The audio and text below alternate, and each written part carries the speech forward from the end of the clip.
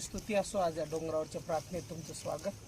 आपण इथं बघतो की पुष्कळशी मेंढरं चरत आहेत आणि परमेश्वराचं वचन स्तोत्र 23 मध्ये सांगतं, परमेश्वर माझा मेंढपाळ आहे आणि मला काही उणे पडणार नाही. जर तुम्ही बघितलं, कारण की त्यांना माहिती आहे त्यांचा मेंढपाळ त्यांना लागेल ते पुरविल आणि निश्चित देईल. तसंच स्तोत्र 23 मध्ये देखील सांगितलं की परमेश्वर ज्याने आम्हाला निर्माण केलं तो आमचा मेंढपाळ आहे आणि तो जर मेंढपाळ आहे तर आम्हाला कसल्याही गोष्टीची कमतरता भासणार नाही. म्हणून परमेश्वराने सर्व काही आम्हाला दिलेलं आहे.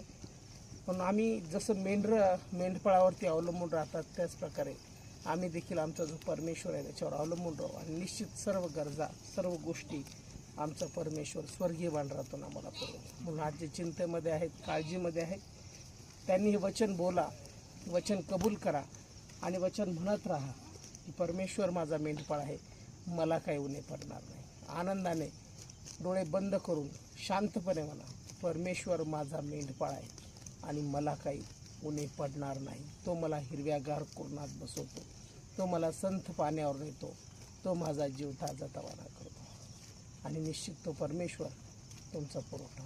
प्रभू येशू, मी प्रार्थना करतो ज्यांनी आज कबूल केलेलं आहे परमेश्वर माझा मेंढपाळ आहे, खरोखर बापा त्यांच्या जीवनामध्ये कोणत्याही गोष्टीची उणीव भासू दे नको. उत्तम त्या गरजा तू पुरव आणि तुझी कृपा, तुझी शांती आणि तुझ्या आशीर्वादाने ते घर भरल्या जाऊ दे, ते कुटुंब भरल्या जाऊ दे. प्रभू येशूच्या नावात मागतो, आमेन.